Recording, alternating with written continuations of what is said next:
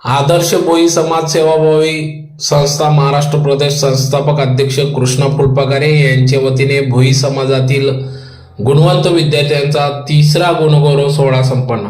आज दिनांक 9 ऑगस्ट 2026 रोजी अखिल महाराष्ट्र भोई समाज सेवा संघ पुणे तथा आदर्श भोई समाज सेवाभावी संस्था महाराष्ट्र प्रदेश यांच्या संयुक्त विद्यमाने भोई समाजातील गुणवंत विद्यार्थ्यांचा तिसरा गुणगौरव सोहळा रविवारी धुळे शहरातील Shrikrishna lawns Mumbai Agra bypass highway या ठिकाणी येथील सभागृहात गुणवंत विद्यार्थी गुणगौरव सोहळा कार्यक्रम पार पडला।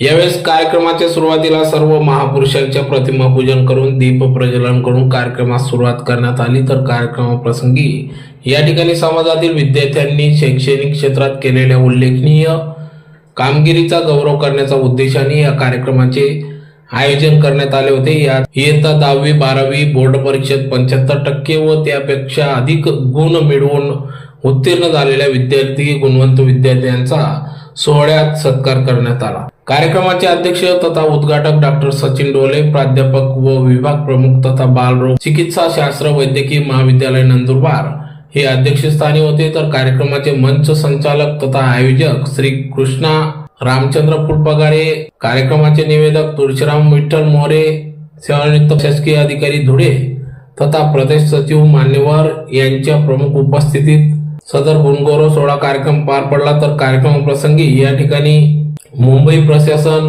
भडगाव विजय जाधव, माजी नगरसेवक नंदलाल फुलपागारे, महासंघ जिल्हाध्यक्ष गणेश बापू मोरे, मर्चंट कोऑपरेटिव्ह सोसायटीचे चेअरमन साहेबराव फुलपागारे, समाज साहित्य संपादक बना फुलपागारे, माजी नगरसेवक भोई समाज उत्कर्ष मंडळ देवपूर धुळेचे नारायण फुलपागारे, देवीदास डोळे, वकील प्रशांत फुलपागारे, संजीव फुलपागारे, रामकृष्ण मोरे, कैलास फुलपागारे, सीताराम फुलपागारे, विश्वनाथ फुलपागारे, भाईदास फुलपागारे, परशुराम फुलपागारे, गणेश फुलपागारे, महेश ऐरराव आदी मान्यवर पदाधिकाऱ्यांच्या उपस्थितीत या ठिकाणी सदर विद्यार्थी गुणगौरव सोहळा कार्यक्रम पार पडला। तर कार्यक्रमाप्रसंगी विद्यार्थी, पालकवर्ग, समाज बांधव मोठ्या संख्येने या ठिकाणी उपस्थित होते। तर कार्यक्रमाप्रसंगी डॉक्टर सचिन ढोले यांनी देखील या ठिकाणी अध्यक्ष भाषणातून विद्यार्थ्यांना शिक्षण क्षेत्रात प्रोत्साहन मिळावे या उद्देशाने या ठिकाणी मार्गदर्शन केले। तर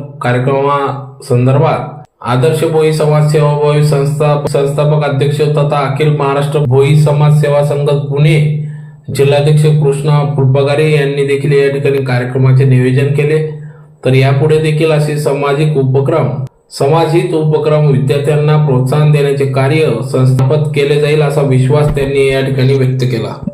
चालू आहे म्हणजे कुठे कोणाचा लग्न आहे, कुठे कोणाचा वाढदिवस आहे, कुठे कोणाचा काही फंक्शन आहे। बऱ्याचदा या गोष्टी विद्यार्थ्यांच्या प्रगतीमध्ये अडथळा आणण्यासाठी कारणीभूत ठरतात। विद्यार्थ्यांची शाळा असते, परीक्षा असते, तर या गोष्टीने विद्यार्थ्यांनी जर स्वतःवर कंट्रोल ठेवला की नाही आज माझी परीक्षा आहे, माझा अभ्यास आहे, माझी शाळा आहे, तुम्ही तुमचा जो प्रोग्राम आहे, तुम्हाला लग्नाला जायचं असेल, कुठे 2 दिवस तुम्हाला कार्यक्रमाला जायचं असेल, कुठे तुम्हाला तुमचे जे कार्यक्रम असेल तर त्या तुम्ही कार्यक्रमाला जाऊ शकता। मी माझा अभ्यास सोडणार नाही, मी माझी शाळा बुडवणार नाही, मी माझी परीक्षा बुडवणार नाही, माझ्यासाठी ते जास्त महत्त्वाचं आहे। कारण विद्यार्थ्याचं हे कर्तव्य आहे की मला हे अभ्यास हा जास्त गरजेचे कार्यक्रम आहे, त्याच्यापेक्षा अभ्यास हा माझ्यासाठी महत्त्व आहे। पालकांनी सुद्धा विद्यार्थ्यांना या गोष्टीसाठी जास्त फोर्स केला नाही पाहिजे। भगवद्गीतेमध्ये एक म्हण आहे, एक आपण ज्याला म्हणतो श्लोक आहे, कर्मण्येवाधिकारस्ते मा फलेषु कदाचन। कर्मण्येवाधिकारस्ते म्हणजे काय? विद्यार्थ्याचं कर्म काय आहे? विद्यार्थ्याचं कर्म हे अभ्यास करणं आहे। प्रत्येकाला म्हणजे हा जो श्लोक आहे हा प्रत्येकाला लागू पडतो। हा विद्यार्थ्यासाठी नसून हा प्रत्येकाला लागू पडतो, पण स्पेशली तर विद्यार्थ्यांसाठी मी आणि त्यांना कसे कसे आर्थिक देतात त्याचं संपूर्ण इतिहास त्यांना आपण प्रदर्शित केला आहे।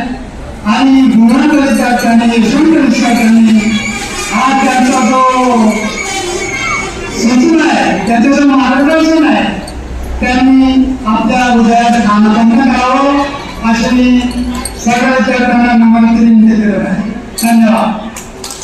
अखिल महाराष्ट्र भोई समाज सेवा संघ शाखा धुळे जिल्हा तथा आदर्श भोई समाज सेवा संस्थाच्या वतीने आम्ही हा गुणवंताचा तिसरा उपक्रम घेत आहे.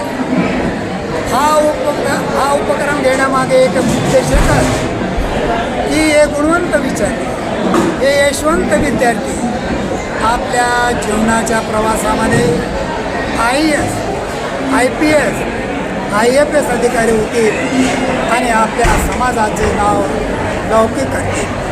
हा जे गुणवंत विद्यार्थी आमच्या समाजाचे तावीत बांधलेले आहे. इंटरनेटने जरी जवळ आले असले तरी आपसातले नाते दुरावलेले आहे. इंटरनेट, मोबाईल याच्यातून कुठलाही संपर्क हा यशस्वी होऊ शकतो. इंटरनेट, मोबाईल एक व्यसन आहे, ही धोक्याची सूचना आहे. म्हणून मी विद्यार्थ्यांना या ठिकाणी एकच संदेश देतोय की परीक्षेच्या वेळा आल्यावर घोकमपट्टी करून हे संपादन प्राप्त होते, तर त्याला संपूर्ण वर्षामध्ये हळूहळू गती देऊन हे संपादन करता येते आणि यशवंत होता येते. हेच माझे 2 शब्द बोलून गुणवंत विद्यार्थ्याला मी या ठिकाणी मार्गदर्शन करीत आहे. जय गुणवंत, जय यशवंत.